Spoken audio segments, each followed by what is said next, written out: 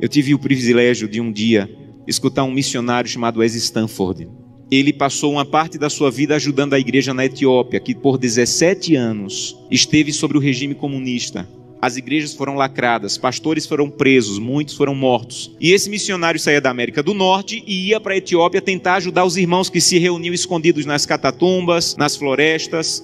E um dia ele foi na cidade de Sodo, uma cidade no sul da Etiópia, e conheceu um pastor chamado Tadessa Asai. Um homem de Deus que tinha uma especialidade. A especialidade do pastor Tadessa era pregar nos funerais. Onde tinha um funeral, o pastor ia. Então, quando a polícia sabia onde tinha funeral, ia lá porque o pastor estava pregando, pegava o pastor, prendia o pastor, espancava o pastor, soltava o pastor e ele voltava a pregar. E um dia a polícia ficou com tanta raiva que disse assim: nós não vamos mais soltar o pastor Tadessa, ele vai ficar preso agora. E ele pensou: já que eu vou ficar preso, vou pregar na prisão. E levou 22 a Jesus Cristo dentro da prisão. E a polícia disse: não vamos mais soltar o pastor Tadessa, nem vamos mais deixar ele preso, nós vamos matar o pastor Tadessa eletrocutado, para servir de testemunho para que ninguém mais queira seguir Jesus. E anunciaram na cidade: amanhã, às 9 horas da manhã, o pastor Tadessa vai morrer eletrocutado. Mas eles não tinham cadeira elétrica. E eles chamaram as pessoas para o centro da cidade, para a praça da cidade, pegaram os fios desencapados, amarraram o pastor Tadessa, uma multidão veio assistir, deram 1 minuto para o pastor Tadessa orar, começaram um discurso contra o cristianismo, puxaram a chave para a corrente elétrica passar e matar o pastor. Houve uma explosão, fumaça e faísca para todo lado, a corrente elétrica não chegou e o pastor não morreu. Desamarraram o pastor e disseram: vão para casa, um eletricista vai consertar a gambiarra e amanhã nessa mesma hora o pastor Tadessa morre. E o pastor Tadessa pensou: já que eu vou morrer amanhã, vou passar a noite em oração. E voltou para a cadeia e passou a noite em oração. No outro dia, a mesma coisa. A multidão veio, amarraram o pastor Tadessa, alguém havia passado o dia tentando consertar, puxaram a chave, explosão de novo, fumaça e faísca, a corrente elétrica não chegou. E a multidão começou a apertar tanto, fazer tanto barulho, que a polícia ficou temerosa, desamarrou o pastor e disse assim: vai embora daqui. E esse missionário estava lá e disse que acompanhou o pastor Tadessa e disse assim: pastor Tadessa, o que é que o senhor vai fazer? Um homem que passou 2 vezes pela morte, o que é que o senhor vai fazer? E ele disse assim: tem um funeral e eu soube que tem um funeral, eu vou lá pregar. E ele disse assim: pastor Tadessa, eu represento milhares de cristãos na América e nós estamos orando muito por vocês. E disse que o pastor Tadessa se virou, ficou com o rosto sério e disse assim: vocês na América estão orando por nós, aqui na Etiópia? Então volte para a América e diga que nós é que estamos orando por vocês. E ele falou: mas por que vocês estão orando por nós se vocês é que estão sendo perseguidos, pastor?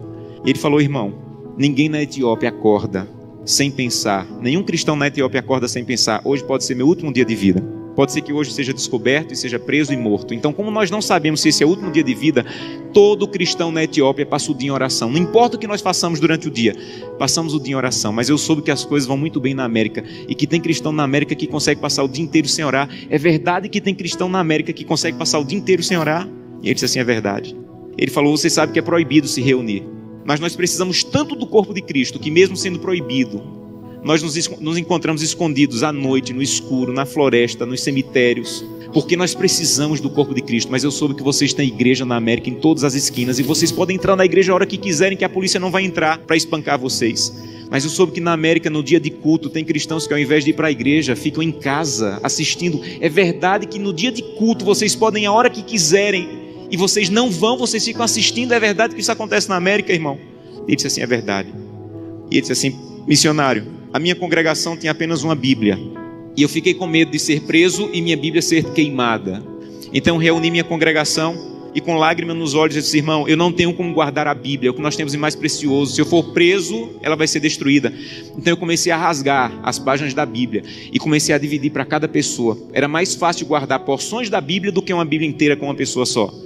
E quando eu estou à noite pregando, no escuro, no meio do meu sermão, eu digo: eu preciso de Isaías 53. E alguém lá do escuro começa a recitar do fundo do coração aquela página que ele levou rasgada para casa e decorou. Mas eu soube que na América vocês podem ter 8, 10 Bíblias em casa. E eu soube que tem cristãos na América que, apesar de terem 8, 10 Bíblias em casa, passam uma semana sem ler a Bíblia. É verdade? E ele disse assim: é verdade, nós é que precisamos de oração. Meus irmãos, urgentemente precisamos de oração. Porque cantamos: breve Jesus voltará.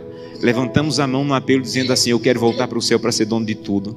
Mas ainda não estamos indo a Jesus de maneira séria para que Ele arranque o egoísmo do nosso coração e que nós possamos entrar na porta do céu e nós não vejamos a rua de ouro nem a parede de pedra preciosa, mas nós possamos olhar para o rosto maravilhoso de Jesus, aquilo que nós aprendemos a olhar nessa terra.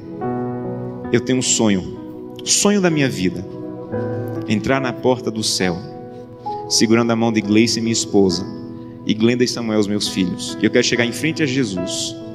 Eu quero dizer: Jesus, cheguei com minha família. Essa aqui é Glenda, Samuel e Gleice.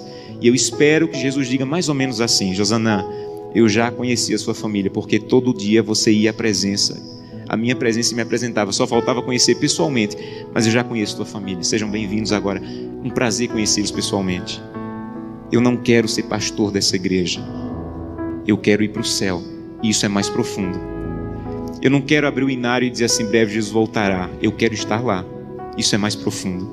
Por isso eu preciso fazer com que o que eu como, o que eu vejo, o que eu acesso, o que eu ouço, a maneira como eu uso o meu dinheiro esteja de acordo com a vontade de Deus, porque os que serão salvos não amam a própria vida. Que Deus te abençoe de maneira profunda, para que o primeiro fruto da fidelidade, a transformação do teu caráter, esteja de maneira real acontecendo em tua vida.